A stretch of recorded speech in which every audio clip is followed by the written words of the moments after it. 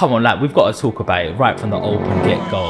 Boom, stun this guy, bang, coldest knockout of the year. But there will be people looking at that knockout and goes, that guy was off his feet already. It was the 12th round. It was a back and forth battle throughout the whole way. I heard one of the judges had a draw up until that point, so it was needed. So as soon as you have him hurt, you have to finish him off. You know, I done my job. I came away the British champion. If it was to happen again, I would have to be the same outcome. What happened? How did Fat Sam become British champion? I was like 13 stone. A teacher would say Fat Sam got it, but it was so normal. It wasn't even offensive. What changed was stepping into the boxing ring. First time I went to a boxing ring was with my school. I remember doing those grueling sessions because I'd never done anything like it. You know, I'd go away, my abs would be hurting from the floor work, chest would be hurting from the push-ups. From there, I just kept on going. Went back day after day, day after day, day after day. How much do you get paid for a British? I got paid less for this than an Olympian will get paid for his very first fight, between 15 to 30 grand. Okay, so let me ask you this. KSI steps up. He's looked at you being the coldest fighter. Can you take KSI out? I'll go up 3 weight classes to beat any YouTuber, to be honest. This is boxing, you know. This is our way to eat. This is our way to feed our family, you know. So we got different things on the line. When it gets hard, they might just be like, oh, do you know what? I don't really need to do this. Welcome back to Take a Seat. I'm Sean Land, your podcast host. Today I've got an absolute treat for you. I've got a British champion. He's got one of the coldest knockouts, and I want to see how his mind works. So please welcome Samuel, aka True Sensation. How you doing, my bro? I'm doing good, man. I'm doing good. How you doing? Yeah, I'm cool. Where does the name True Sensation come from? Do you know where it came from? My amateur days. I don't know how it came about exactly, but I remember when I was fighting, there was a couple of my gym mates at the time. They'll be shouting "Sensation, Sensation, Sensation," and obviously we just put the True in front of it. I think I tried to make a social media account with Sensation. I think that was what was taken, so I just put True in front of it. We just ran with it like that. Nice. That's different. It's good to know, like, you know, sometimes you don't even think of these things. It just gets given to you. Yeah, exactly. Just come out of nowhere. Yes. Stun this guy. Bang, bang. Coldest knockout of the year. Has to be. Has to be one of those, you know. The clip's been everywhere, you know, since the fight. I mean, it's still getting comments daily, still getting shares. You know, so many pages have shared it. ESPN, it was on ESPN. It was on a bunch of sports page, not just boxing pages, sports pages in general, commentary pages, you know, people that have videos and just do voiceovers. It's gone everywhere. So it looks stunning. People love the knockout. It looks stunning. And I want to see the prize, bro. What's the yes. prize? The Present the prize, man. Super-Welterweight. Come on. Super-Welterweight British belt, you know. It's got a bit of weight to it. You like it, you know. They say it's the most prestigious belt in boxing. This belt, the British title, is the most prestigious. Like, there's a lot of boxers who become world champions, and they always say, I didn't go through that route. So what sort of routes can you go through when you're trying to go to world champion? Some people go British, European. Yeah. If world title? Order, we go British, European Commonwealth, and then you get, you know, like the kind of the legs of the major titles. Like if we say WBC, we have the WBC. Ranking. Global, the WBO, European, all like the different versions of the belts. But I think getting this belt is a big step in that direction. And if I can get the European, I'll go for the European next. Yeah. Who you got to go through to get that? I don't know. He's got it at the moment. To be honest, I think it's a Frenchman. I can't remember his name. Okay. Yeah. So going for the European belt just basically means there's someone in the whole of Europe who holds that belt. Yes. Who's the best in Europe? Exactly. Okay. Exactly. And then from there, you go on continental, like world champion. World honours, yeah. Okay. And how far are you off a world championship? I would say, so we won this belt this year. I would say give it next year. I want to be competing for world honours latest end of next year. Beginning of 2025. What's the difference between a British champion and a world champion? I would say not much, you know. I'd say mindset.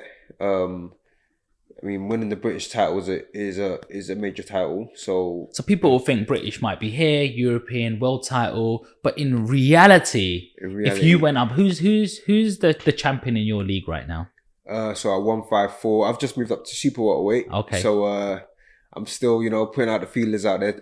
A champion at 154 will be Charlo. Charlo's got all the major titles. He's a guy from the States. Okay. What Jamal? Jamal, I think. Yeah. Jamal. And so what would happen if you faced him right now? You're facing Jamal Charlo right now. Yeah, if you just went through your camp, yeah, and he's been through his camp and you're meeting, the lights are on, you're in Las Vegas, baby, world title on the line. What's happening? I think it's a good fight. I always go out in fights and put on, entertaining fights. It's never a boring fight. It's always action packed. You don't think he's out your league?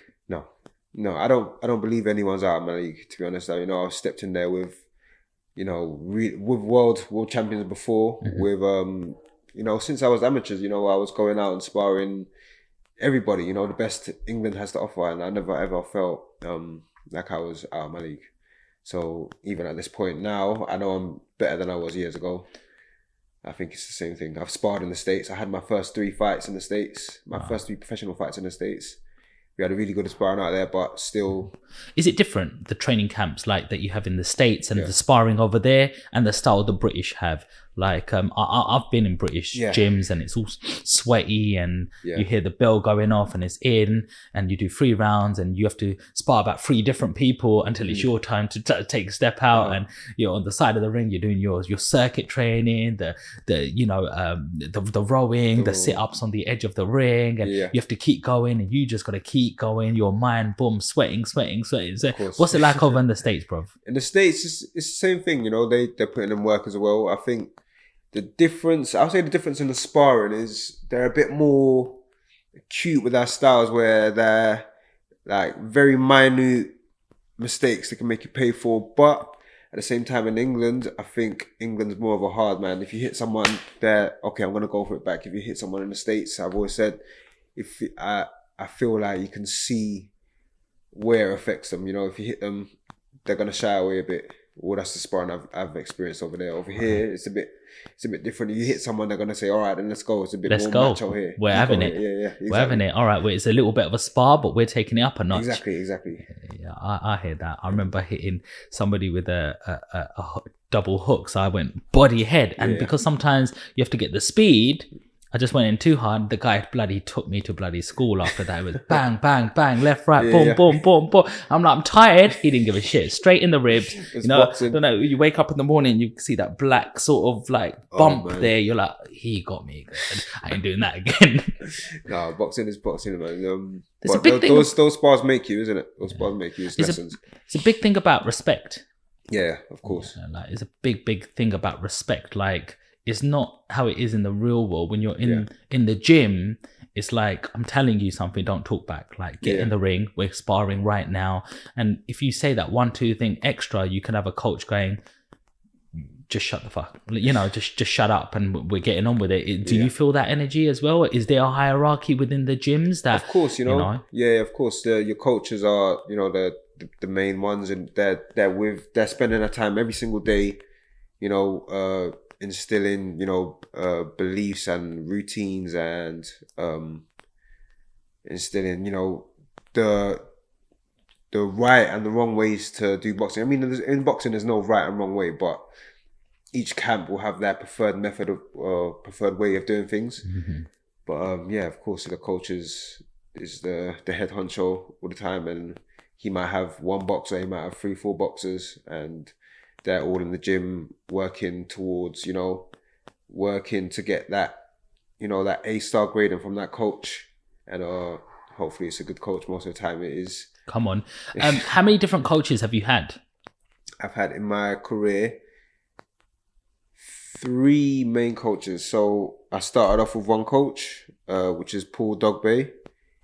His son is actually fighting the end of this week. He's fighting... He's been a world champion before. Wow. He was in the Olympics when he was 17 years old. His name's Isaac Dugbo. A really good guy. My next coach I had for a few years as well, whose name was Aaron. Now I'm with Gary Logan. I've been with Gary Logan for a year. Who's some of the people he's trained? Gary Logan's trained. I think he's had a few boxers. Sam McNess being one of them. Dion Juma was another one of them. And yeah, I'm his first British champion. So That's amazing. It's amazing. Glad I could do that. Something amazing on his resume. Yeah. You know, like it shows the reward for him. His sort of side of things. What are the main differences between these coaches? I think that style of coaching. I think every coach will have a different style of coaching. You know, some people believe in more aggressive style. Some people will be more a counter punch style. They want you to be on the back foot. Some people are more with using your legs. Some people are more with moving your head for defense or using your legs for defense. So it's all different. It's like kung fu. You know, they have the crouching tiger, and they might have the whatever style, the crane, this, you know, that's what different boxing gyms are. But like, does a good coach know your style, what would suit you, what your strengths are, and try to expose them? Or is it a certain thing that they know with their sort of style of training that they will try put you into that box? I think a good coach would see each fighter's attributes and work towards their strengths, and not try to change the fighter, but try to add to the fighter. I think a good coach always tries to add to the fighter. I believe if you try to change a fighter, if you can get a tall guy and try to get him fighting like Tyson, it's not really going to make so much sense. You know what I mean? If you've got 6 foot plus and you're trying to fight like Mike Tyson, who's a inside fighter, it's not going to make too much sense, and it's not going to do too. You know, you're not playing towards that fighter's strengths. Yeah. I love Mike Tyson though. Oh man, Mike Tyson, still one of the best always. What an animal! Yeah, that is childhood. He's like one of the last legends left. Like you might have Rocky Balboa, Sylvester Stallone, you've got Schwarzenegger, and then you've got Tyson. If you think of our childhood, they're the only one sort of left. Like a lot of people have, disappeared. So you think, who's one of the last legends I can actually physically meet right now? Yeah. I'm Mike Tyson, baby. You know, this guy, I'm telling you, like, if I ever was in the ring, I'd think just be Mike Tyson, Tyson, just like bop and weave like him, throw it like him. Doesn't matter if you get hit in the process, just throw your body like he does. Them black lace leather boots, them black shorts. Like it's just something about him. I don't know. Who's your all time favorite boxer? All time, okay, Roy Jones Jr. Okay, he actually got me into boxing. I mean, he never got me into boxing, but I started boxing late, so. When I was in school, I remember seeing a clip on YouTube or a clip on the internet with Roy Jones. Was he boxing or rapping? He was boxing. He can do it all, isn't it? He can do it all. But I was amazed by him. He was just doing some stuff that you don't see boxers doing. And that's who, I would say, like kind of flipped the switch. I was like, yeah, this guy. Mm-hmm. I remember being in secondary school, and it was one of our times on the computers, and I had a little picture of Roy Jones, and he was like throwing a punch. I remember editing it to make his punch look like he was going faster and all this. It was wow. Yeah, I mean that was my at the time. Absolute amazing boxer. The thing I loved about Roy Jones Jr. Like we're going to touch on this bit as well. But throughout his career, he fought basically in every single division, didn't he? Yeah. He went all the way from middle all the way up to heavy, didn't he? I think he was even light. Yeah. Like, he was skinny 1 minute, then middle, light heavy, and he went into that. And he was a multiple champion in every single. How hard is that? Oh man, I mean that only comes around once in a blue moon. You don't. That's not so often. I mean, it's not so often it happens. He's doing it now. Terence Crawford. I mean, Terence Crawford was. I believe he was undisputed at light welterweight. Now he's at undisputed at welterweight, and he wants to go up and do it at super-welterweight. So it doesn't come around that often, Mm-hmm. So those people you gotta hold in high regards. Are champions born, or are they made? I believe they're made. Some people have talents, and because they have talents, they're not going to work as hard. Some people are just hard working, and they can get to those high levels with no form of athleticism or attributes that might set them apart. So I believe they're made. Yeah, definitely. And if you have got a better talent and you work hard with it, Exactly, it's a Different. bonus, isn't it? different. But it's a bit different though. Like I mean, like it's like this. Like I was always fat boy at school, yeah. So when I'm fat, it was my aim to lose weight, and I've always had that discipline. I can't eat that. I gotta go for that little run. And I was still a little bit chubby, that little lower belly. I don't know, you probably don't experience it, but I'm like, it's always the little lower belly. How do I bloody get rid of that shit? But then, you know, I stayed disciplined. Now 37, I'm probably even better shape than 27. Maybe not as strong, but I feel like I look good. You know, I can run around still.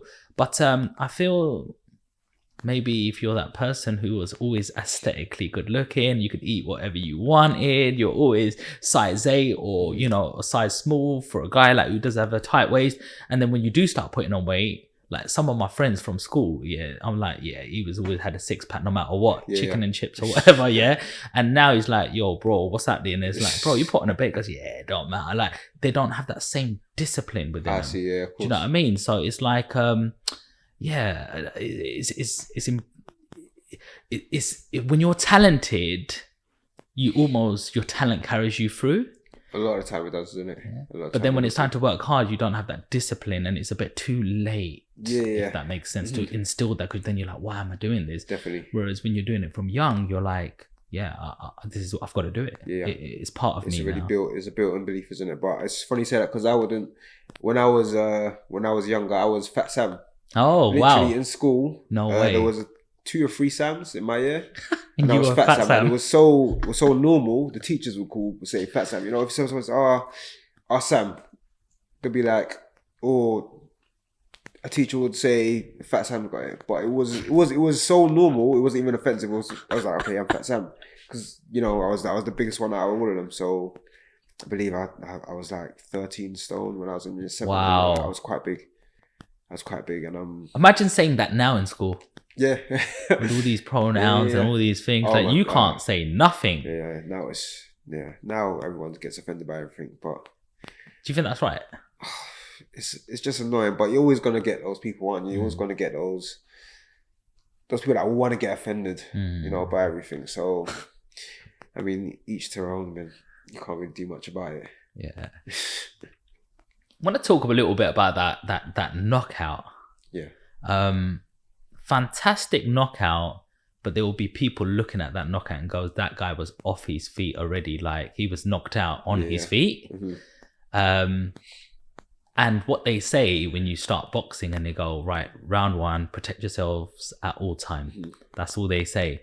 And there was another scenario where the referee, it wasn't your fight, it was Mayweather. I don't know if you remember when Mayweather had a fight and the referee said go, and the guy went to touch Mayweather's gloves, and Mayweather, Ortiz, that's it. Mayweather just hooked him and smacked him straight, and he looked up, went, how did that just happen? And even Mike Tyson in the crowd was like, that didn't have happened, like that sort of stuff. But as a boxer, you did nothing wrong. You stuck to the rules. As a boxer, and I don't want to take anything away from your knockout, but the guy was off his feet and you knocked him out cold. So what do you say to the people who are looking at that and going, that's like a truck hitting something like when you're prepared for a punch, you can move with it, you can block it, or it's coming, you can try tense. He was out. Yeah, watching back, you see it properly now. The first punch hit him and he was out on his feet. It was the 12th round. It was a back and forth battle throughout the whole way, and as well, I'm seeing myself as the away fighter. So I'm not gonna get no favors by the judges if this goes to points. I heard one of the judges had a draw up until that point. So, and watching the fight back now, I would say I won 9 out of the 12 rounds at least, and that's being generous towards the other side, So it was needed. Boxing is a brutal sport to begin with. You don't get into boxing thinking it's going to be sunshine and rainbows. You're going to get hit, and the first rule of boxing is protect yourself at all times. So people are going to want to get offended. They're going to say, you shouldn't have done this, but it's boxing, And if you're in a fight, someone's trying to take your head off, you're trying to take the other guy's head off. You don't wait and see, oh, okay, is he going to recover? You know, as soon as you have him hurt, you have to finish him off. You know, if you say who's one of the best finishers of boxing, people are going to say Terence Crawford. But if you're supposed to let people off the hook, you wouldn't even ask who's one of the best finishers. You know, but being the best finisher wouldn't even be a thing in boxing. So it's a sport of boxing. It's not for everyone. I don't expect it to be for everyone. You can't be here to please everyone. Yes. So, you know, I done my job. I came away the British champion. You done your job. If it was to happen again, I would have to be the same outcome. I mean, 5 seconds before that, he could have done the same thing to you. Exactly. It's either you or him in that ring, right? Exactly. When the bell goes, just protect yourself all the time and let's go. Yeah, and he was never out of the fight. You know, up until the 12th, he had a wicked 9th round in that fight. You know, to show he wasn't out of the fight. You know, even though I saw myself winning most of the rounds, he was still in the fight, you know. How hard is it to go 12 rounds? I think now with the camp I've got and the team I've got now, it felt like a breeze. Because you got to have an engine. What, each round is for 3 minutes? Each round 3 minutes. 3 minutes, 12 rounds. I mean, if anyone says, oh, you should punch him like this, he should do that. But when you're in the ring and you're gassing and you're trying to breathe and you're punching, and then the worst thing is when they're trying to punch you and you have to be ready, because if you don't move, you get hit. Yeah, you can't switch off for the whole 12 rounds. So that 12th round, how much energy is left? Probably not as much as the first, obviously not as much as the first, but yeah, man, I was trained, I was prepared for it. Definitely, I was trained. I was perfect. You know, the way we're training now with my team, with Adam Booth, Gary Logan, Charlie Beat, are all, you know, coaches in the gym. Adam Booth, yeah, wow. Adam Booth. The way they have us training now, you know, 12 rounds, you know, it's not hard for any of us. How do you get your stamina up? Tell me that routine. It's a bunch of different things. It's sparring, it's the running, it's the. We have this circuit called the FM up circuits that we do in the gym. It's called what? FM up circuits. FM up. Okay, yeah. I got you. I'm saying it to sensory, you know. Okay. But yeah, it's all the things that go hand in hand, you know. You put together the running, the sparring, the circuits. Take me through it. So a circuit will be changes, but it'll be, you know, you'll do like an exercise on the bags, and you do an exercise off of the bags, and then you'll go back on the bags. So it'll be 3 minutes or 4 minutes or 2 minutes of a certain exercise. So let's say, I'll give you an example. Box jumps. You do box jumps for a minute, and then you do bags for a minute, and then you switch back to the box jumps, or you'll do different like step ups for a minute, then a bag and step ups. But it's a tiring circuit. It's a grueling circuit, but it's what gets you prepared for that 12 rounds. What makes you want to do it and carry on? Like, look, there was a stat out recently that over 90% of 30-year-olds will never run again. Seriously, that's a lot. It's a big percentage, because they're like, there's no more PE. Yeah. I have an option to go gym or not. Why the hell will I run? Yeah. And some people, you see them do a 5K for charity, and yeah, it's a big achievement, but they'll never do anything like it again. It was the one highlight in their life. And you can see it around us, you know. Uber Eats is so easy to order. People don't even get off their desk no more to go for a walk to go and get their lunch. It's Uber Eat it is there. I have to go and get it from the scooter from my door now. You know, they're on there. As soon as they get home, it's the Netflix is on, and they're just jamming and chilling, just thinking, what is going on? So what is that thing that people are lacking that enables you to get up? And obviously you're doing it for a purpose, but that purpose drives you for some reason. Yeah. What is that thing? I think it's discipline, to be honest. It's the discipline of knowing, the discipline of and wanting to be better, you know. It's either you let one side of your mind, you know, there's going to be a side of your mind that wants to just have everything comfortable, and the other side that is that wants to grow, you know. And they say growth is uncomfortable. So, you know, when you want to grow, and you have that discipline that you want to grow, you're always going to choose that side. Or rather than, you know, sometimes that happens to me sometimes. I'm sitting down and I'm thinking, do I want to go for a run? I feel tired. I've already trained twice today. Maybe I'll just chill. And then, you know, something will just be like, nah, you can't wait now, because You gotta be fit for the fight. You've got to make your weight. You've got to do this.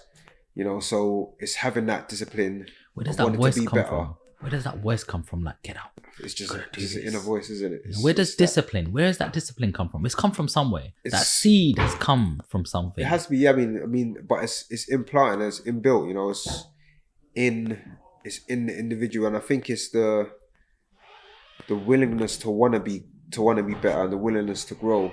I think everyone has it, but some people are deaf to the voice, you know, or they'll completely ignore the voice and they'll go for that. Let's just have a lion today, or let's order a cheat meal, or do this and do that, you know. But wanting to be great and wanting to, you know, reach the pinnacle of somewhere is what pushes me, I think. Talk to me a little bit about your diet. So training is one side, the other bit is the nutrition. Yeah. We've just spoke about Uber Eats and stuff. And here's another thing, actually, like a little bit off topic. Like, we're going to discuss your diet, but things like cancers are growing at astronomical rates.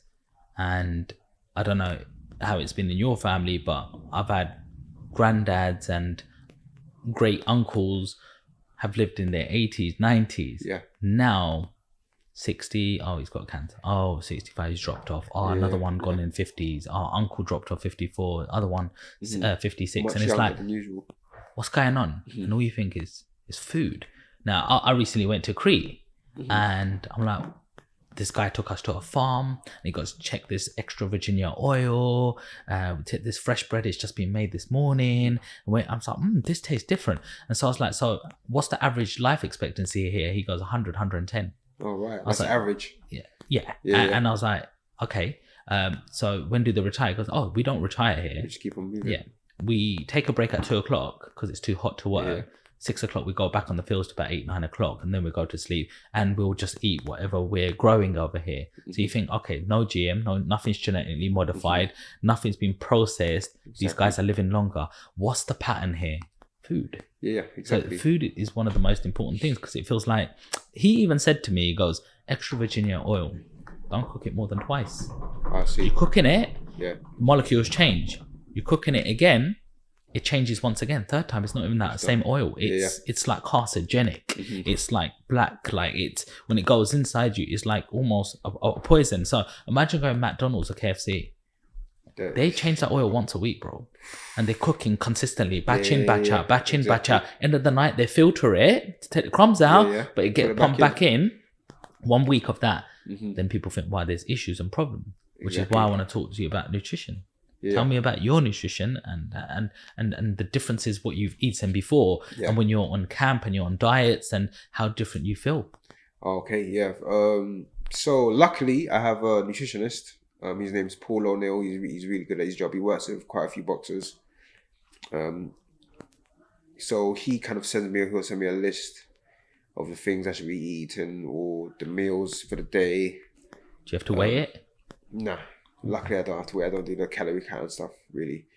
He just sends me a list of the meals, and it works, works a treat for me, to be honest, because it's not too strict. Send me a list of meals as well. So say, for the afternoon after your first training session, you can have this, all this, Same thing with dinner. So what sort of things are you eating? So most of the time it will be a maintenance meal will be after all your training is done. So maintenance is just keeping your weight where it is. A fueling meal will be before you train. So like a breakfast, for example, will be a fueling meal. It'll be like an oats with almond butter and like chia seeds or something like that. Okay. Or goji berries or something, stuff you have to search for in the shop. It's not going to be, right in front of your face for in the shop. But he does a really good job, with helping me get my weight down. It's not been a problem. And with me moving up a weight class now, I moved up to Super-Welterweight. I've got a few more pounds that I can carry and I can grow into now. So it's really easy in that sense. When I'm off camp, I do get a bit looser with the restrictions, so I might have more pastas and heavy food, food that will, make you want to sit down afterwards. Yeah. But yeah, for the most part, even when I'm off camp, I know, okay, I kind of know the layout of a maintenance meal and the layout of a fueling meal. So, for example, Sunday I'm not training. I'm not really going to eat a fueling meal because I don't need the energy, the extra energy for anything. So I just have like a bit of protein and veggies, and it's just building. I think it's building that that good habit, having it, knowing what you feel like in training camp because of what you're eating, and then knowing what you feel like when you're off those meals is a big difference. For like I would eat, like I have biscuits at night when I'm off camp. And the next day I'll feel my belly, my belly's not so happy, it might feel a bit. And, getting those feelings like, okay, why am I going to eat something like that when I know I'm going to feel bad, so. Do you think that gives you a competitive edge over other boxers? Because a lot of boxers, you see them like, who's the one who just fought Amir Khan, Kell Brook, yeah? Like when he's off camp, he balloons a little bit, his face a little bit more rounder, he's a little bit more chubby. Of course. Still better looking than us. Like, I mean, well, me anyway. But when he's in the ring, he looks like one of the best aesthetically looking fighters. Phenomenal, you know what I mean? Yeah. But imagine if he was on even like Tyson Fury, for example, who always used to balloon up and then get trimmed for a fight. So it wasn't even a boxing training camp. It was more a weight loss training camp. How much of an advantage is it if you are eating all year round, quite, in a way that you're ready to fight in a couple of weeks? The big advantage, a prime example of that is Floyd Mayweather. He sticks to his weight, close to his weight category. When he's just walking around, when he's off camp, or whether he's in camp, he just stays to that, within a small window of his actual weight, his fighting weight. And I believe that it shows dividends. He's always sharp when he's fighting. He's never having to struggle to make weight. And those times where you have to, where you do go up in weight and you have to drop it down, it takes a lot more out of you than it should do. You should be fresh in the ring. You want to be feeling fresh. You don't want to feel like you've just come off of excruciating camp. You want to feel good in the ring when you get in there. So I believe it does make a difference, and those people that can stick as close to their fighting weight as they can, it's gonna be a big advantage for them. Even for our upcoming boxers, the ones that are just getting into the weight cut game and figuring out what the weight cuts are, and just try to stay as close as you can to your weight. And you're gonna see it's gonna make life a lot easier. But like consistency. Yeah, it's just being consistent, isn't it? Consistent and close to the line. He calls himself the best ever. Like, he's the best boxer, 50-0. I think he's had a few exhibition fights after that, Mayweather. Do you think he is the best ever? Best ever. I would say best defensive fighter ever. Most accurate fighter. Wow. Best ever, I wouldn't say, because I think a lot of stuff. It's very vague to say best ever. A lot of things could contribute to that. Like entertainment wise, he wasn't the most entertaining to watch. He just always got the job done. For me, I would say someone like Roy Jones, who got me into boxing, was the best. Even though it was for a brief time in his career, he was still like phenomenal. Prince Nazim, for me, I think those guys are that are bringing more eyes to boxing. Watching Mayweather, I have to admit, I watched Mayweather a few times. I stayed up for his fights and I fell asleep during the fights. Oh shit! He's great to watch because I'm a boxing purist, but it's not so entertaining. It's not you're not gonna stay on the edge of your seat to watch Mayweather really. So there's a lot of things. Mike Tyson, these are the guys that icons. Yeah, they bring more eyes to boxing. Muhammad Ali, that was because of his personality as well, and the way he boxed. So, if I say best ever, he probably wouldn't be my best ever boxer, but that he has some stats that you can say that would put him at the top of the list. You mentioned you're moving up in weight. Yeah. Does that mean you still get to keep this title? So I won this at Manly weight. So I won this belt at Super-Welterweight, and I just moved up to Super-Welterweight. Okay, and is that why you're staying there, to hold on to this belt? Yeah, we're gonna keep this belt and take as much new ones as we can. Okay. And how much more difficult is it? Did you notice a difference in the ring when you were at a little bit heavier weight? Yeah, I mean, I walk around closer to Super-Welterweight than I do to welterweight, and making welterweight was definitely harder than it was to make Super-Welterweight. I've got extra pounds now that I don't have to lose. I can lift weights now again. I stopped lifting weights because I put on muscle really easily. Wow. And I would get I would be too heavy if I done like weight training maybe 3 weeks for 3 weeks consistently. I would be too heavy, and it'll be hard to get back down to welterweight. So now I have that leeway, have that space. I've got that bit extra room to play with. I feel stronger in the ring. Stronger.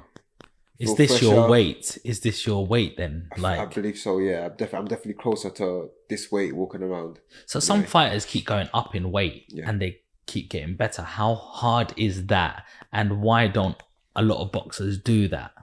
I believe it's just because, it all depends on your natural build and your natural, where you feel comfortable.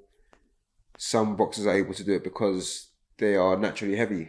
It might be harder for other boxers because maybe their height might be on the smaller side for that particular weight class. So, for instance, super welterweight, I'm 5'9". I don't believe I'm too small for that weight class. If I was to go up to middleweight or super middleweight, that's where they start having, really tall fighters, and it could be a disadvantage to me because, one, these guys are walking around, let's say 75 kg or they weigh in at around 75 kg. The night after they weigh in, they might be going up to 80 kg plus, so you're going to be fighting someone that's naturally heavier, taller, they've got all the attributes that would make it a harder night for you. So, I think it all depends on your height, your build, where you're comfortable, the strength that you carry. So, yeah, it varies. Mm-hmm. That's interesting.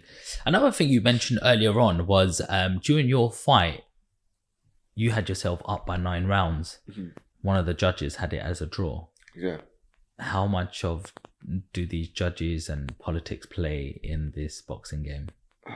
I would say if it was one thing that I could change instantly with boxing, it would be the judging system or the scoring system, because too many times a fighter that has, done everything to win a fight and done all the right things to win a fight comes away with a loss because of how the judges scored it, Mm-hmm. And the judges aren't being pulled up about it. They're not being made to explain their reasoning or anything like that. It just happens. A fighter that everyone saw won the fight, they have a loss now because the judges scored it different. So if there was one thing I'd change, it would be the judges.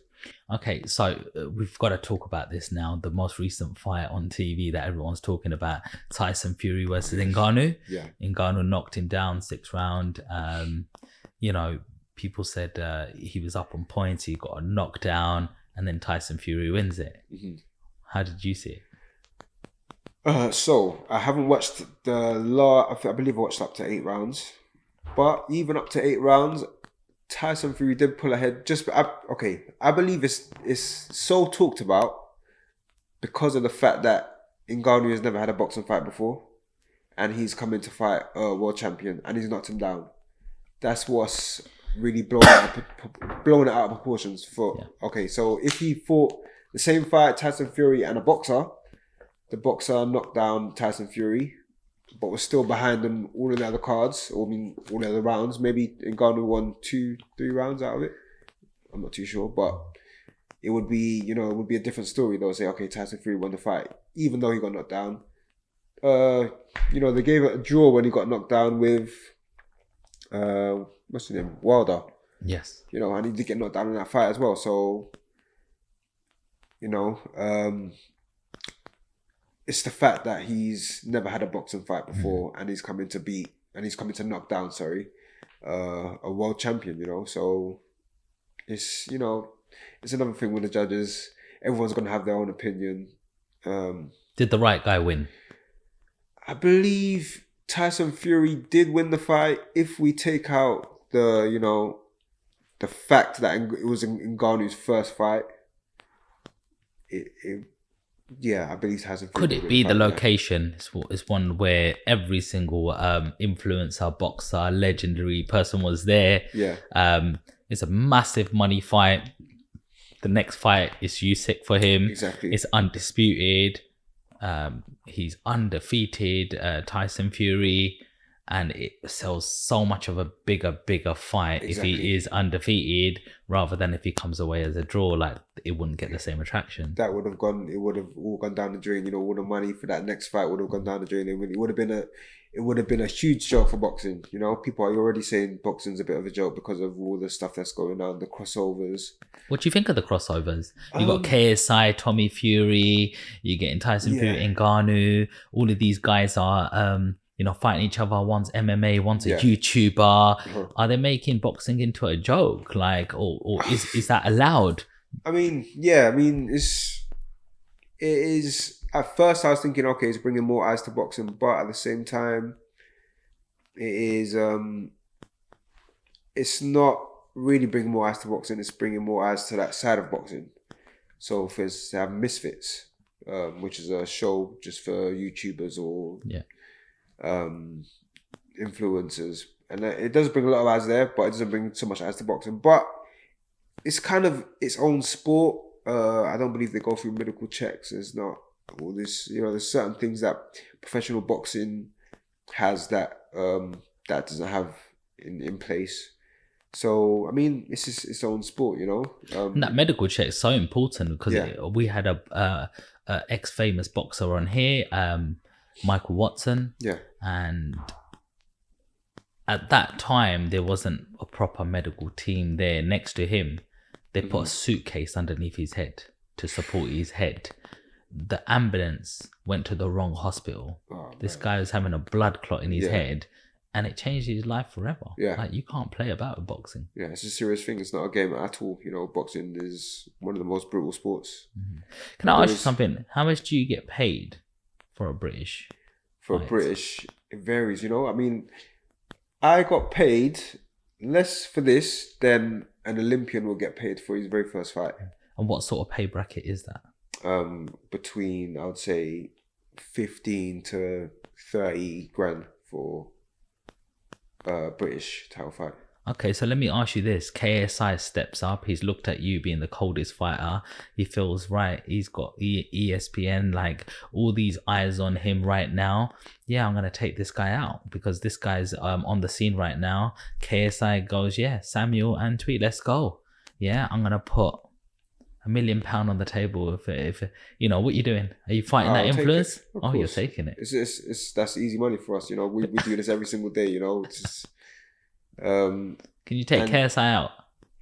I think he's a light heavyweight, no, but I still believe I'll go up 3 weight classes to beat any YouTuber, to be honest. You know, I mean, YouTubers are, you know, they're still people as well, but this is boxing, you know. It's a real boxer getting in there with YouTuber or influencer is a different thing. Tommy Fury struggled a little bit.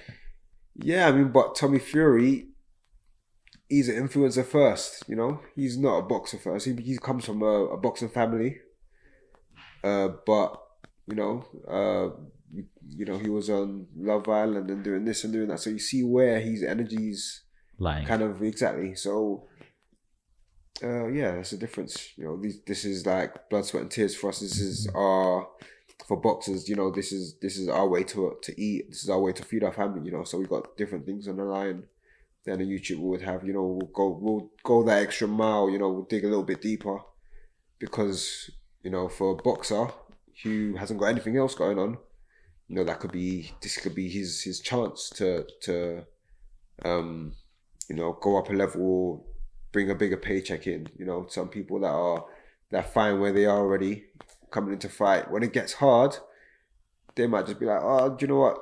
I don't really need to do this. You know, if they get hit hard enough, or if a fight gets hard enough for them, they might shy or shy away from it a bit, you know.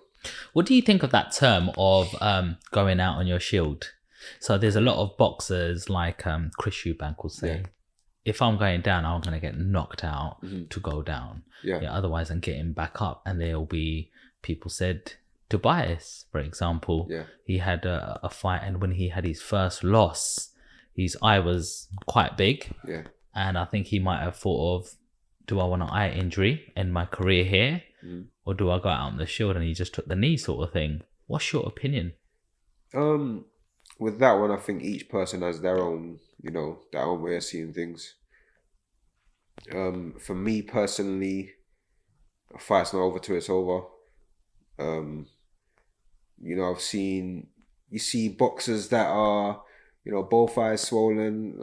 Diego Corrales, I can't remember who he fought, but he was, you know, he got knocked down a couple of times. He got up the next round and he won by stoppage, you know. So it would have happened if he had taken a knee or would have sat back and thought, oh, it's too hard. Then he wouldn't have had that, you know, historic moment. But you know, each person to their own, you know.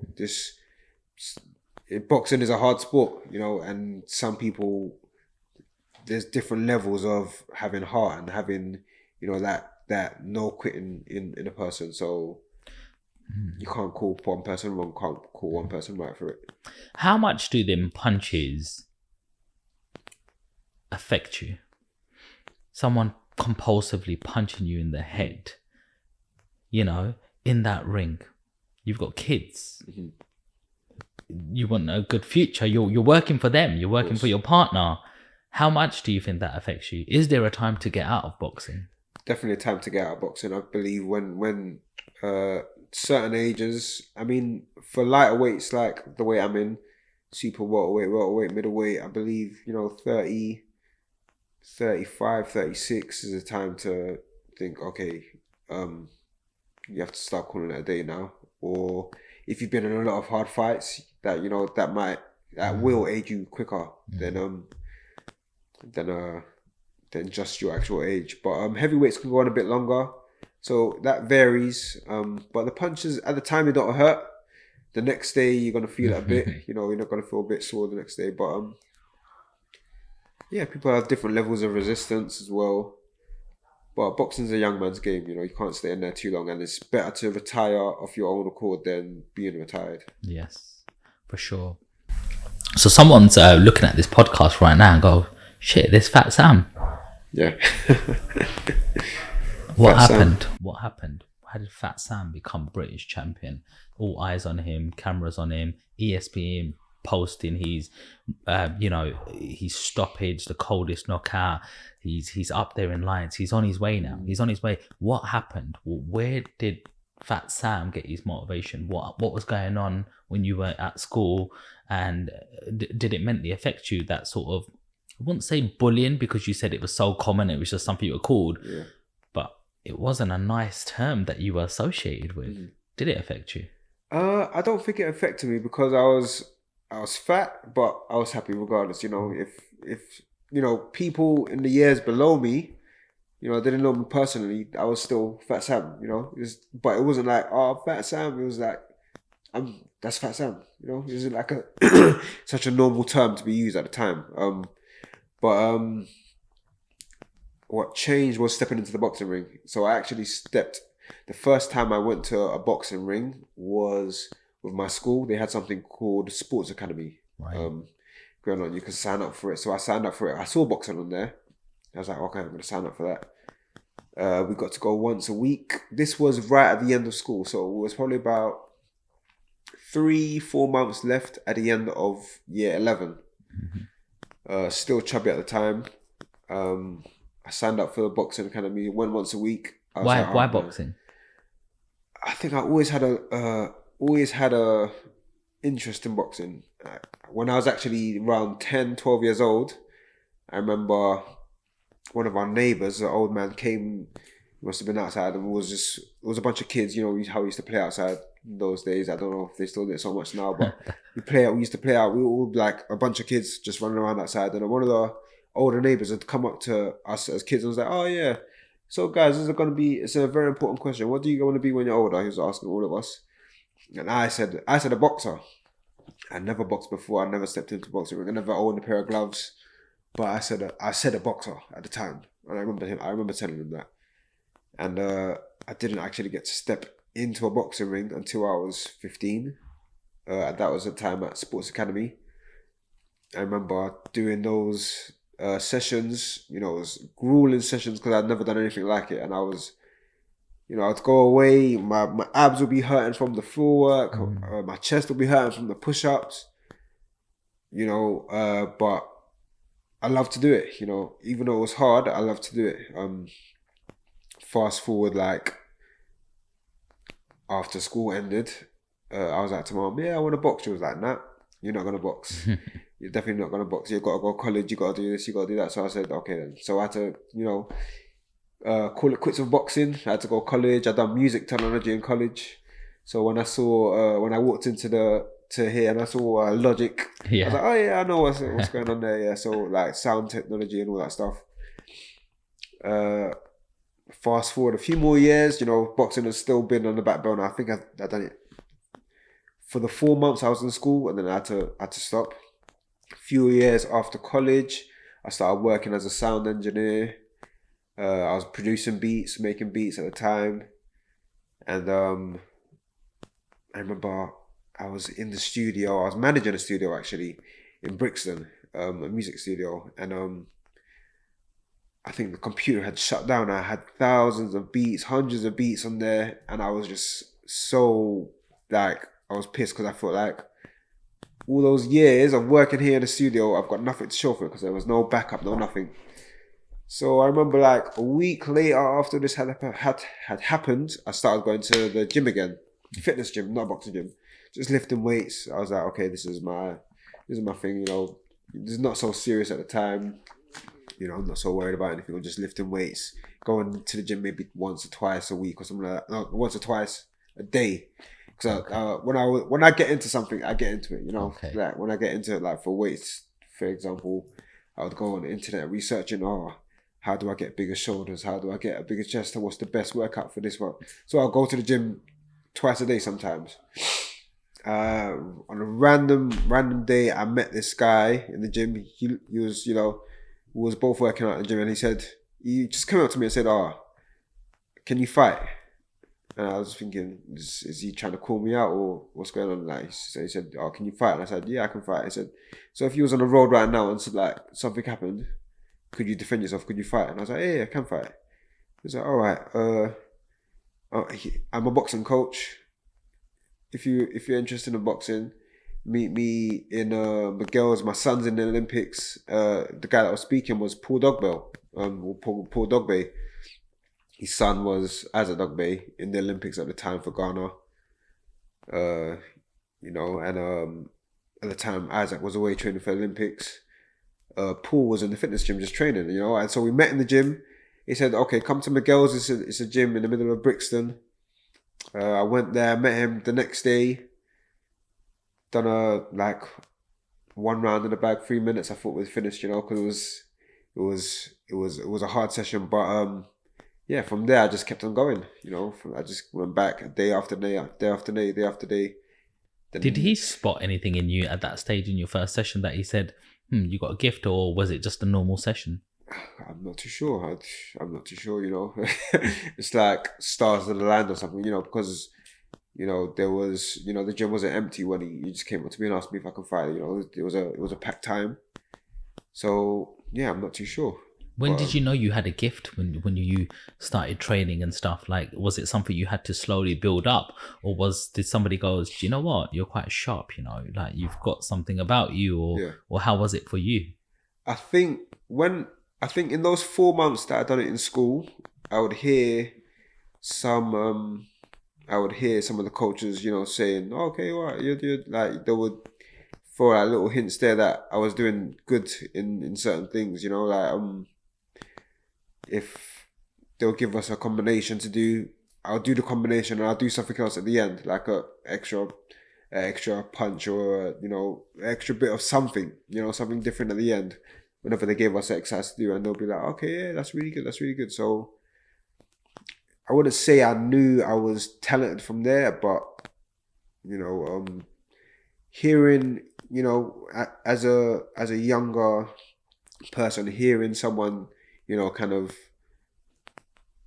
encourage you that you're doing good is always a good thing, you know. So I think that kind of drew me closer to it as well. Nice. So then what happened? How do you take this, like, from something you're doing on the side to then it starts taking over? Like, there's more sessions, there's more training, there's more serious fights. Like, you know, how did that bit transition? Yeah, so like I was saying, you know, when I do something, I always want to do it properly, you know. So when I started those first sessions with Paul, he would say, for instance, we go to the gym at 9 in the morning. He would say, "Oh, okay, I'm coming back here again at 5 o'clock. You know, you can come or you don't have to come." So because at that time his son was training for the Olympics, he wouldn't come in at 9. I think he was training with the Olympic guys, and he would come in at 5. So, but I would turn up for the second session as well, you know. So I thought, so I feel like he saw my dedication and my seriousness when we started doing those sessions. I would come in for the morning, I was coming for the evening. I would follow his son on the runs in the morning, 5 a.m. We'll get up and go and run. And at the time, you know, I really played catch up because I was training 7 days a week. I had no rest days. I ran every single day for about, I don't know, 2-3 years. Literally every single day, Monday to Friday. Done 7 miles in the morning, 7 miles at night. I realized now I was doing overtime. I mean, I was overtraining, you know, doing that. Now I wouldn't do it because I know the effect it would have. But I do believe it made me play catch up in terms of starting at such a late age. Because when I got to that gym and I started training with Paul and Isaac, I was 21 already, you know. So I had my very first amateur fight at the age of 21. I won my first national title the same year. I won another national title the year afterwards, you know. So I did play catch up just because of the intensity that I was training by myself with Paul, and then training with his son, the Olympian, later on in the evening, doing the runs. You know, it really helped me to close the gap for the people that have been doing it for years. And at the same time, was you working? At the same time, I was working at the time. I think I was in market research for Universal. It's What did your friends at work think when they're going, "Oh, I'm going gym again," or "What did you do last night? I went to the gym." I mean, they asked a little bit about it, but not too much. I mean, the age gap between me and my co-workers was massive, you know. Right. I think those all past our 40s, to be honest. It was me, my sister, probably youngest, and probably like two others. You know, we got the job through my older sister because she used to work there. Mm-hmm.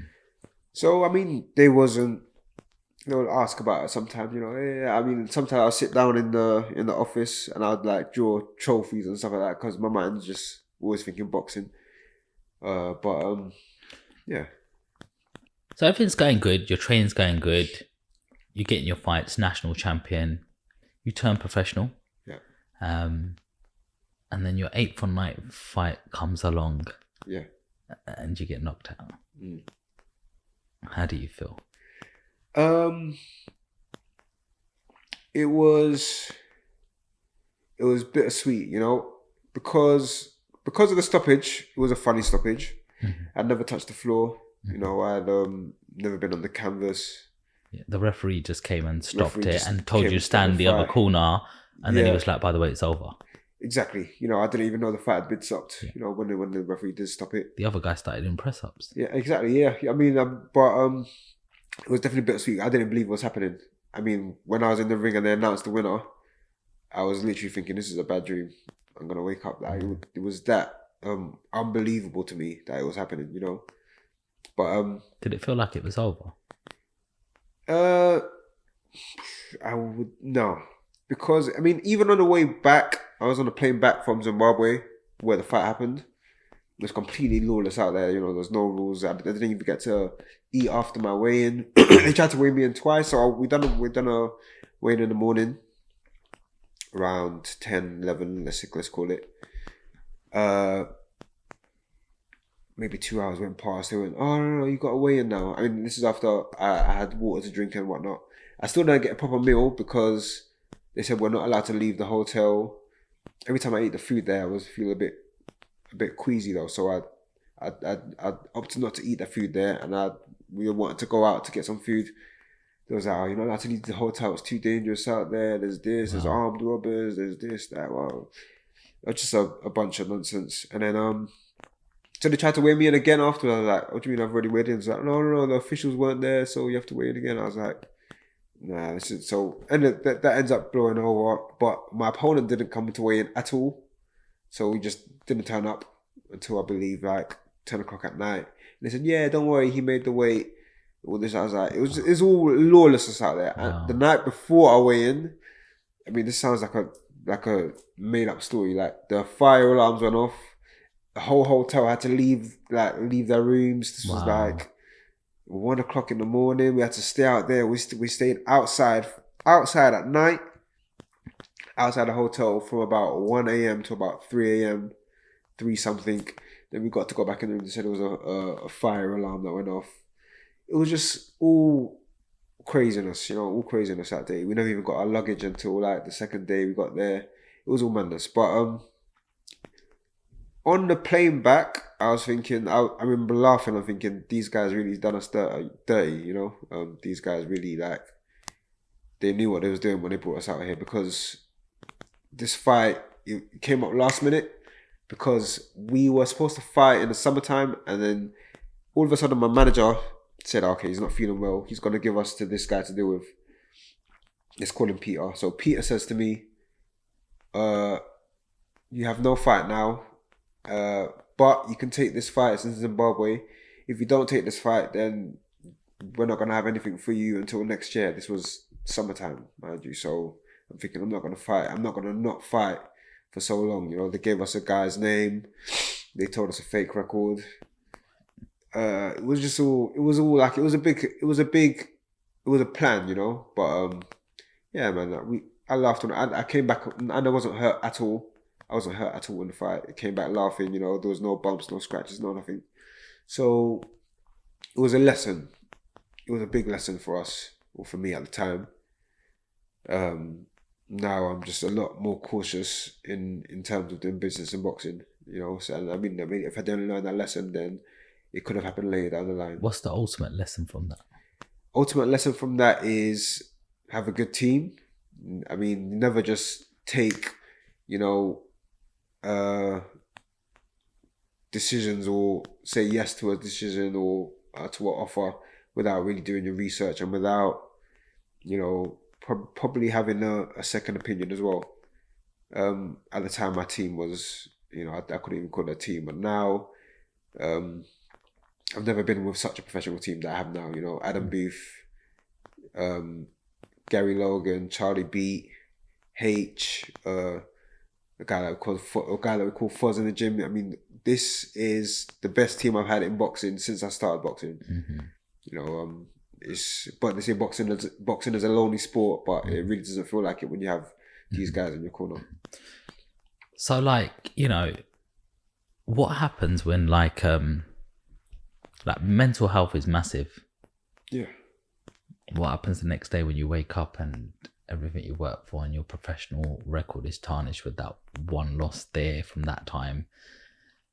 You're taking a deep breath, and what are you thinking? Is there a support system there for you? Is there someone you can talk to about how you're feeling? Because it could be somebody who's like our last guest, Tommy Sandu, who is 7 years for the BBC Asian Network Radio, The One Show, met celebrities, superstars, 25 years in the game, was in the wrong WhatsApp group, only checked it every 6 days just to reply something, and because other people had said certain things in that WhatsApp group, they all got suspended and he got fired. Next minute he lost his job, 200 grand salary's gone, people saying he's a racist, he said this, he looks at women like that, and he's waking up to a very different morning. I suppose in your world, everything you're working so hard for and getting your name up in lights, and you're trying to take steps forward, when you have a loss, it does take you back. And people can be so cruel as well. As soon as you lose in that ring, with eyes finished, he's finished. Write him off. It's like, hey, hang on. Yeah. People have losses all the time. Exactly. People who choose to lay down lose. Yeah. If you choose to get up, you're dusting off and you're going again. There's a lesson to be learned. Like, who was there look after you? Like, how did you look after your mental health? Who was there for you? I'll just say family and friends. You know, family and friends are always, they never changed. You know, there's always still, oh, what's happening next, or oh, who are you gonna fight next? You know, and they never thought, oh, okay, you've got to stop boxing now. You know, I never heard that once.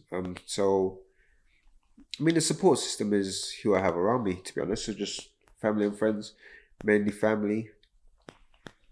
Yeah, it was never like, okay, change the plan, you know?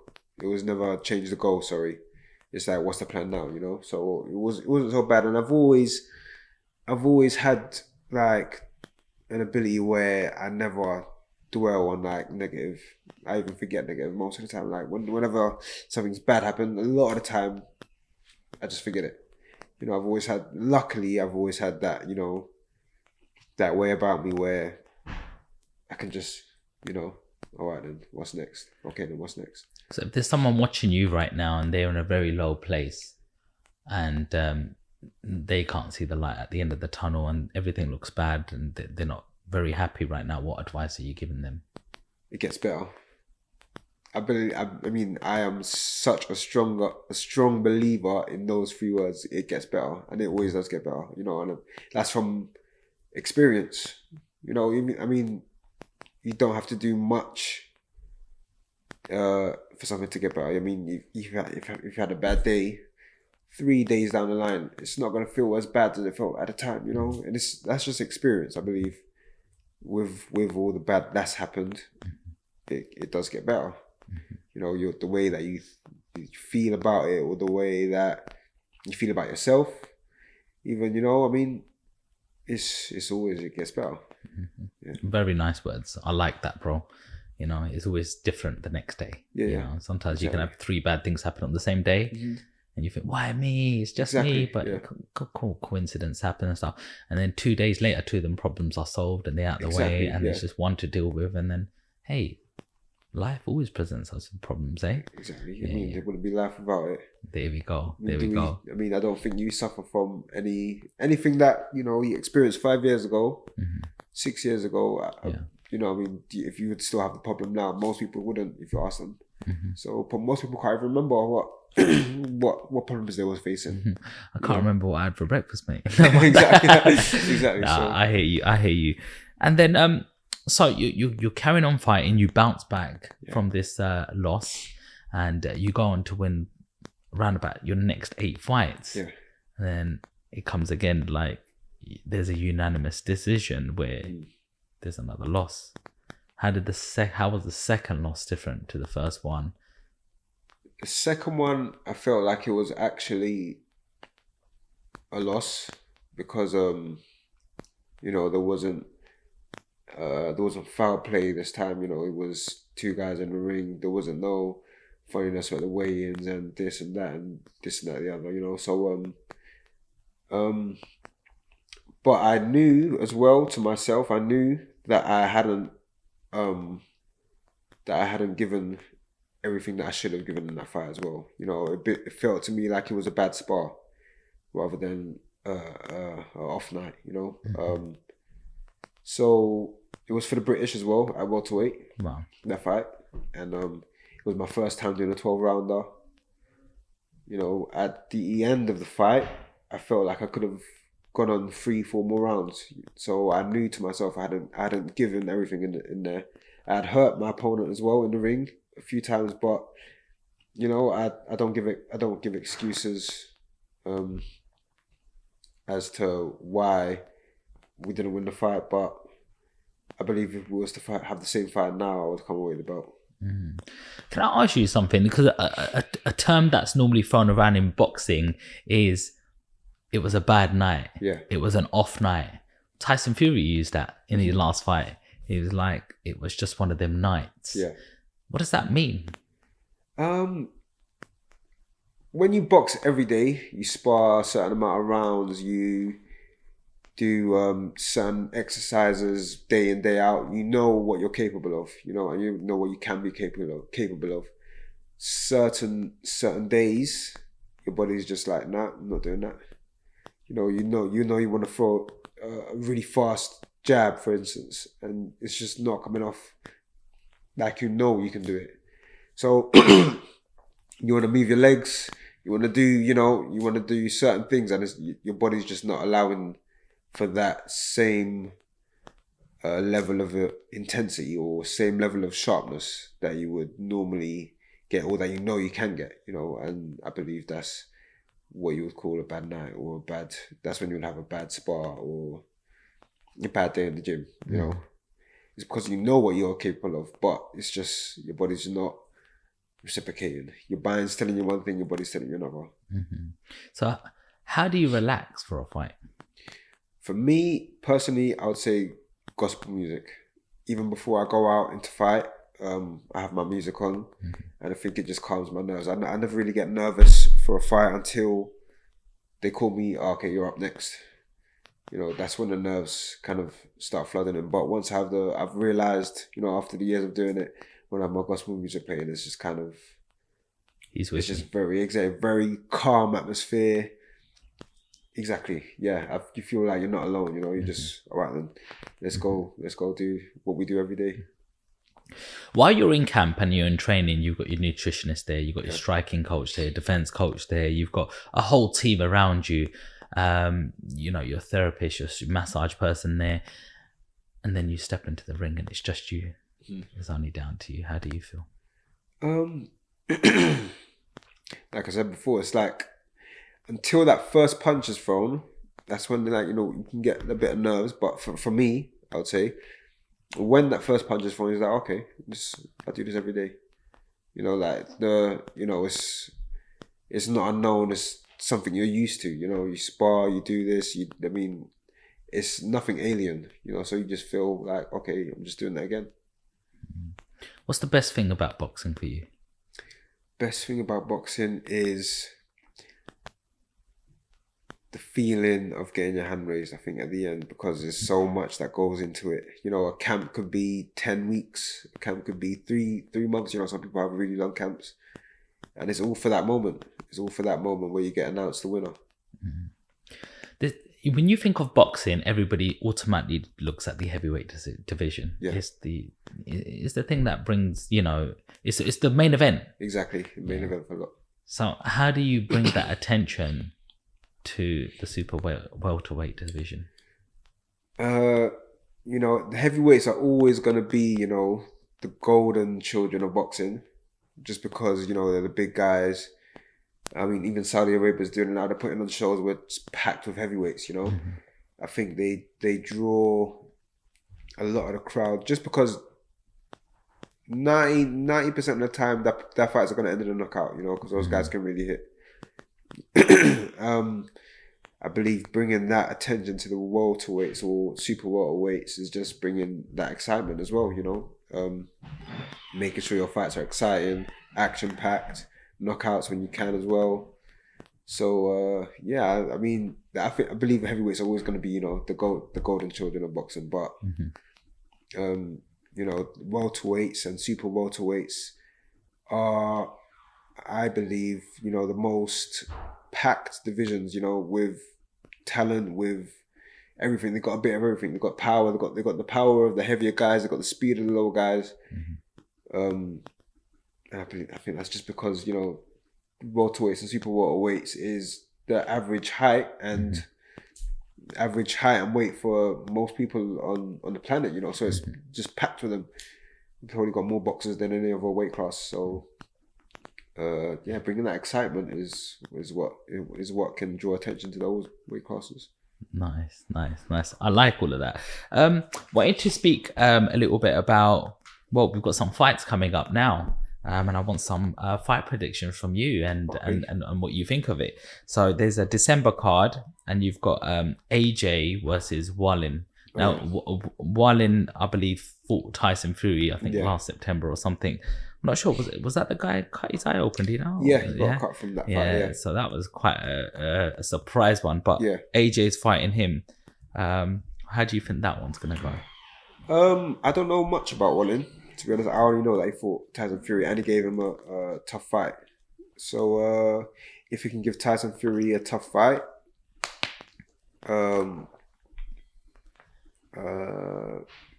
you could say he should give AJ a hard fight, but it's each fight his own. It's styles make fights, Yeah. So one style might be good or might be not good for Tyson, might be better for AJ. So I don't know really much about Wallin, but it'll be good to see AJ. He said that he has aspirations of getting the world title 3 times. He wants to be a 3-time world champion. And he's a London boy or England boy, so you got to support him. Come on. You mentioned something about styles. Like, how important are styles? Is there a style that's like terrible for you to deal with? Yeah. I think each boxer has like a style that presents different challenges. I think to be great or to be really good in the sport, you've got to be able to adapt. You've got to be able to change your styles.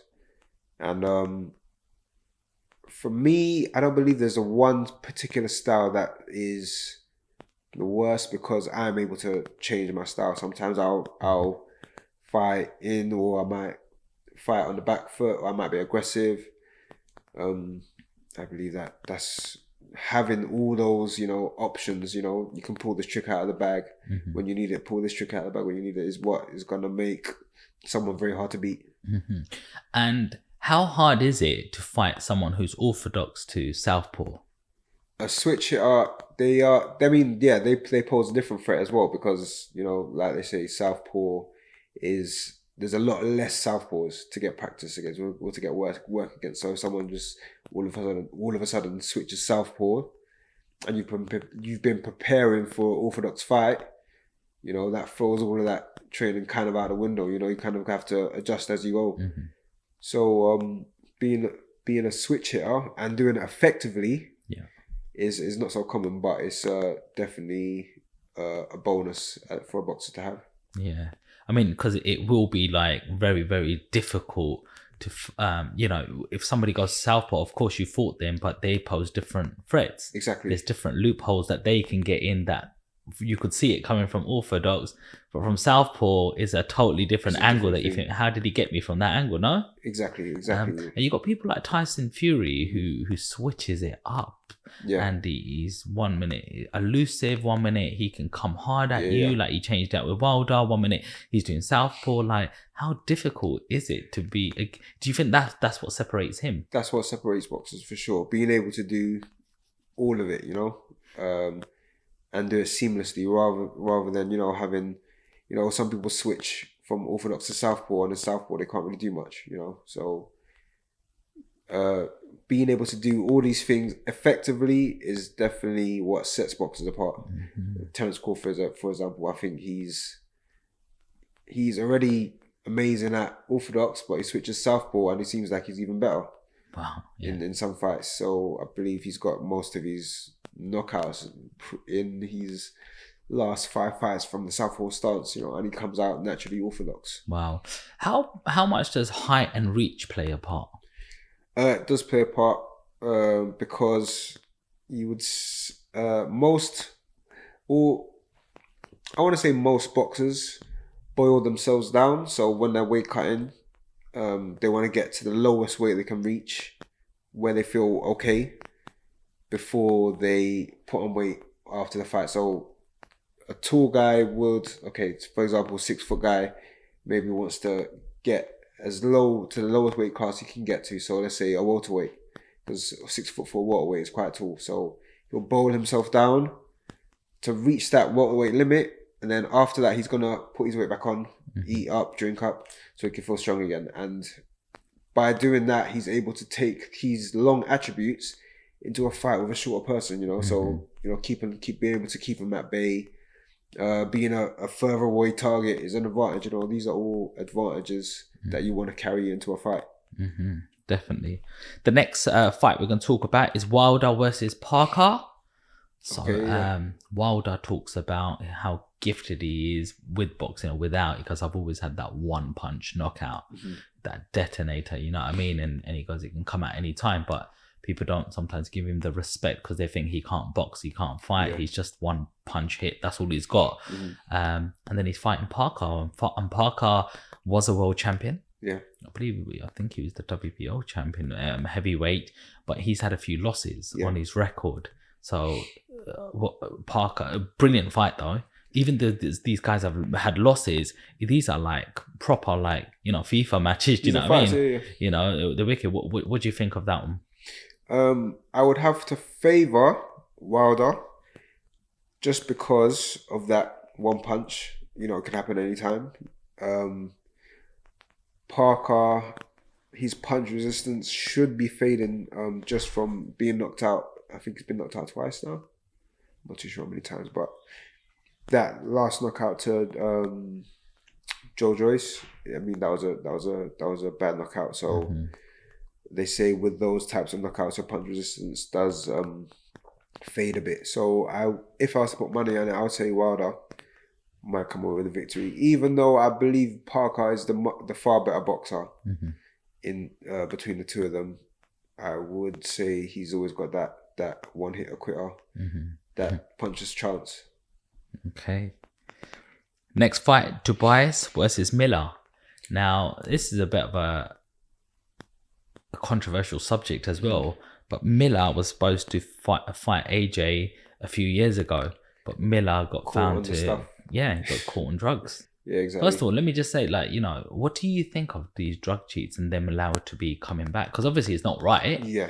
But does everybody deserve a second chance? Or I think with boxing, it's not something to be played with. You know, people are already risking their lives as it is, going up against a man with no added,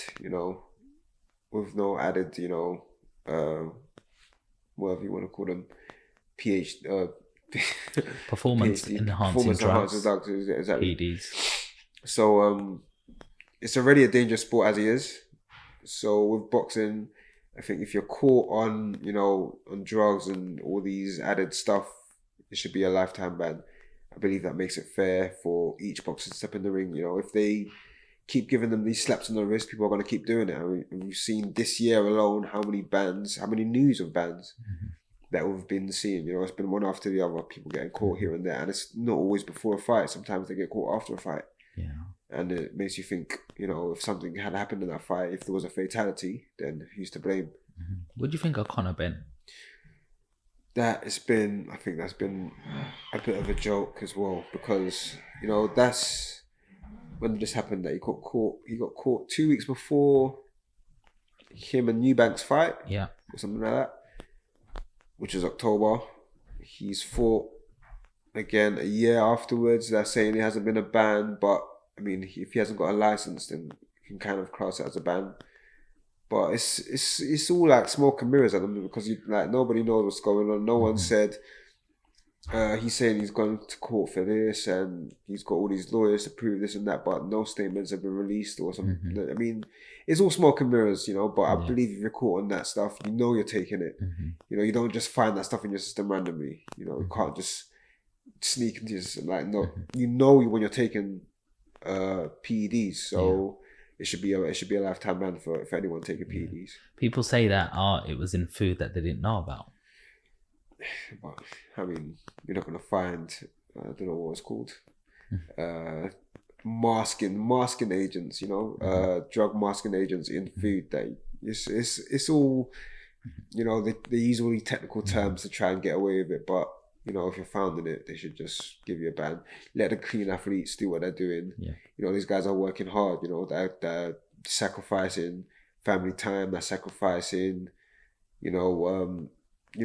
doing things that they probably would rather want to do. I mean, would rather be doing to, be in the best shape possible to get into these fights. And they're coming up against someone that's just taking a bit of this and taking a bit of that. That's going to give them an advantage. So it's unfair on the clean athletes. Saying that he is innocent, what do you think of Conor Ben as a fighter? As a fighter, if he is innocent, then he's doing well. What do you think of his style? His style's Very aggressive boxer. Come forward fighter. I don't know how well he will be doing going backwards, but come forwards, he's shown he's the business so far. But yeah, that's all. That's all provided he's not been taking any additives. Sure. Would you ever fight him? Yeah, when I was a welterweight, I was actually calling for a fight. I believe he's moving up as well, so the fight is still possible. Okay. At 154. And what would be the result of you know your style, you know your strength, you've seen him fight, you've seen his style. How does it play out? I believe I win. And I think he'll be by KO. You think you can knock out Conor Ben? He's an aggressive fighter, so that will show openings. Definitely show openings. It will bring me openings. So would you fight defensive? Would you fight defensive against him, waiting to counter? No, I don't believe that's the correct way to fight him. You need to come out with him. Yeah. Fire with fire. Exactly. And I believe I'm the more skilled of the two fighters. Okay. So Conor Ben, if you're watching, mate, there we go. Let's make it happen. Like that. So Dubai's, again, we spoke earlier on about, people going out on the shield. He's a very young fighter. He's one of the youngest heavyweights. He's got good height, power, strength. All right, he's gone through a loss. But then we're looking at, does he learn from that loss? And is he one of them heavyweights that just gets better and better and outlast where AJ's getting older, Tyson Fury's getting older? Is he the new breed of heavyweights? What we're thinking? Yeah, he's still young. He's had his world title shot with Usyk. Didn't get a decision. That was very controversial as well. What they're saying with the low blow. Was it a low blow? Wow. Was it not a low blow? That wasn't a low blow. It was on the belt line. Exactly. So it wasn't. I don't believe it was what Usyk made out it was, and it should have been scored a knockdown. But it's happened now. I think that's what they showed, that Usyk's his weak point. Yeah, that body shot, because someone else has done that to him as well. Yeah. They were showing very, very similar, footages where that's his weak point. Yeah. I think Tyson Fury will be looking close at that. Oh, for sure. I mean, Usyk is very good at evading punches and being out of the way of punches, but the body's not always. I mean, the body's a much bigger target than the head. So I think the boy done the right thing by going to the body. I think you'll take away confidence from that fight as well. Mm-hmm. Knowing that he can do that to an elite opponent. So I believe he'll take away confidence from that fight. That's going to give him confidence, definitely going into the Miller fight. Mm-hmm. Miller's a different fighter. But, I see Dubois coming away with a KO victory. I don't think that's going to the points. Mm-hmm. Nice, man. Is there any sort of fights that you're particularly looking forward to? As a fan? As a fan, who would I want to see fight now? Jamel, Charlo, and Crawford is an interesting fight. I don't know how close they are to making that happen. Mm-hmm. But that's an interesting fight. AJ and Wilder. I want to see those two clash. Who wins? Oh, I think both of them on their best night, AJ comes away with a victory. Both of them on their best night. As long as he doesn't get hit. Yeah. I mean, as long as he doesn't land, as long as Wilder doesn't land that one punch, then AJ could come away with a victory. But it's always risky against Wilder. Always going to be. Do you think AJ's lost a lot of confidence? I don't think he's lost confidence. I think he's lost that aggressiveness. I think he's more weary now. Now he's thinking about defense as well. Now he's thinking about other aspects to his game. Whereas when we saw the young AJ, he was very, just come in and get him out there and throw, put a bunch of punches together, and that would inevitably end up in the KO. But now I think he's a more seasoned fighter now. So now he knows, or he must have known about it before, but now he's including more aspects to the game rather than just going for the knockout. Mm. What are you most excited about in the future now, Samuel? In general? Yes. In general, excited about the future, I would say first one with boxing, you know, getting to the pinnacle of the sport, getting that world championship, getting, you know, world recognition. You know, I said when I go into something, I always, you know, go 100% in, you know, so I'm not coming in just to get a British title. When I was first boxing, I didn't even think about the British title. I just thought, world honours, you know. So yeah, getting to the pinnacle of the sport, for sure. I'm definitely excited about that, and all the things that come with it. Mm-hmm. Who are you under? Eddie Hearn or Warren or I'm with Wasserman. Wasserman? Yeah. Okay, is that a big promotion company? Yeah. They're on Channel 5 mainstream TV. So okay, yeah, it's a good platform to be on. So do they find you or you find them? I approached Adam Booth about management, and he brought Wasserman to the table. So yeah, I've been with him 1 year now. We've got the British title. We're defending it next year, and I've been the most active that I've been since I started boxing. I've had 4 fights, or I believe it's come up to 4 fights this year. I've never had 4 fights in a year, you know, since I started boxing. So it's been really good. How many fights can you have in a year? Because Mike Tyson time, it was once a month. Yeah. Now, once a year or every 2 years, if you're Tyson Fury sort of thing, the brand's up there, the big stadiums need to be booked, the promotion company, and they want to make people wait for it to build up the hype. Like, how often should you be boxing or could you be boxing? As often as you can, basically. You wanna be as active as you can be, just because you're not gonna get ring rust. You're gonna be constantly, in fight camp. You're gonna keep in good shape. You're not gonna lose anything from the last fights. I believe with those big gaps in between fights, you kind of have to build back up to where you was and then try to get further. If you're active, then you kind of carry the gains you had from the last camp, build off of that. So it was going to be improving. Nowadays, people don't fight as much, I think, just because there's different things that come into play. If you get paid really well, you're going to want some time off. Mm-hmm. And you're going to think, okay, I'm all right for now, so let me take a little rest and go again next year or 6 months down the line.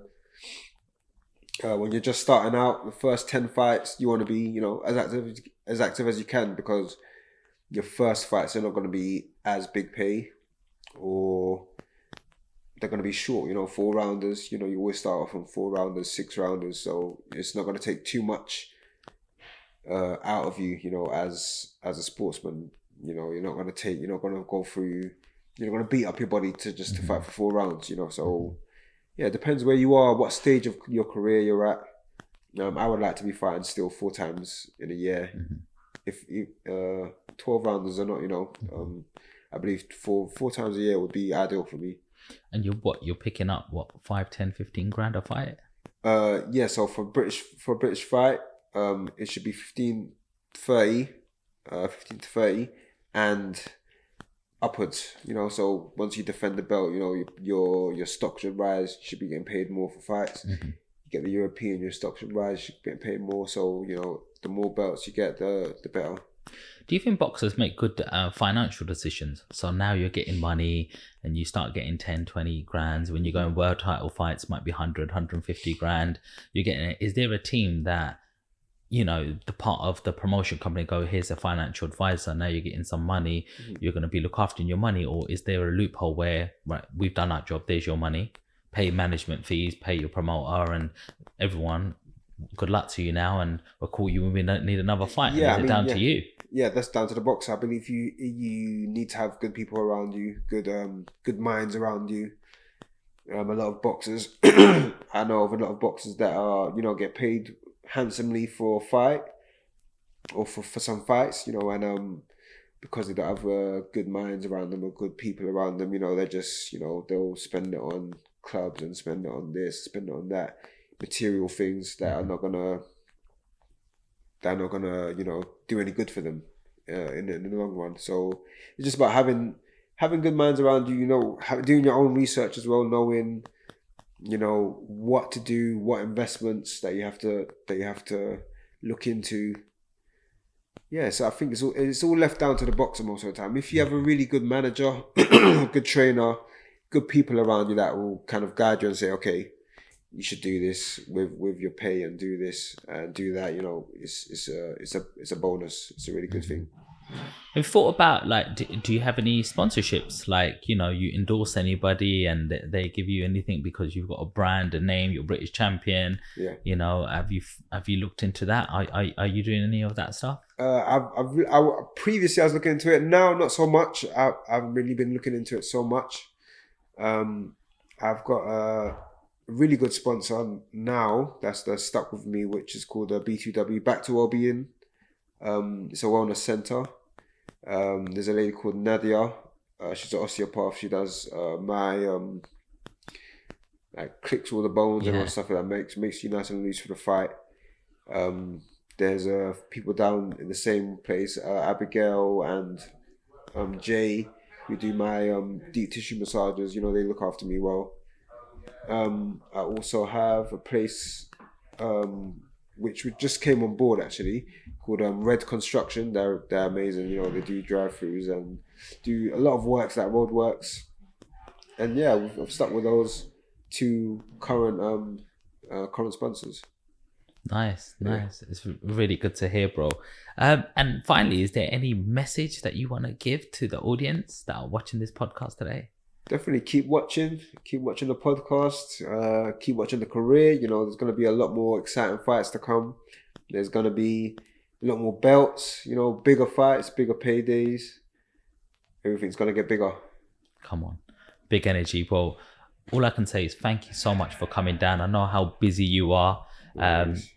You show a lot of love. Like, not everybody replies on social media, but the power of social media has enabled me to message you and you to reply back and go, yo, bro, let's make this happen. Definitely. I can't offer you much today, but I've got you a cap. All right. So a little snap back there, bro, Jeez. from us to you. Yes. And I can't wait to see your journey. And that's it for today, guys. I hope you really enjoyed that episode. You know, we've got the British champion in. It's you guys who are keeping this channel alive. And I do have a bone to pick with you. 89% of you have not even subscribed. So smash the subscribe button. We're going to keep getting more guests on, like Samuel. Leave us a comment and share this with somebody who, you know, is really going to help. So I'll see you on the next one. Peace. Come on.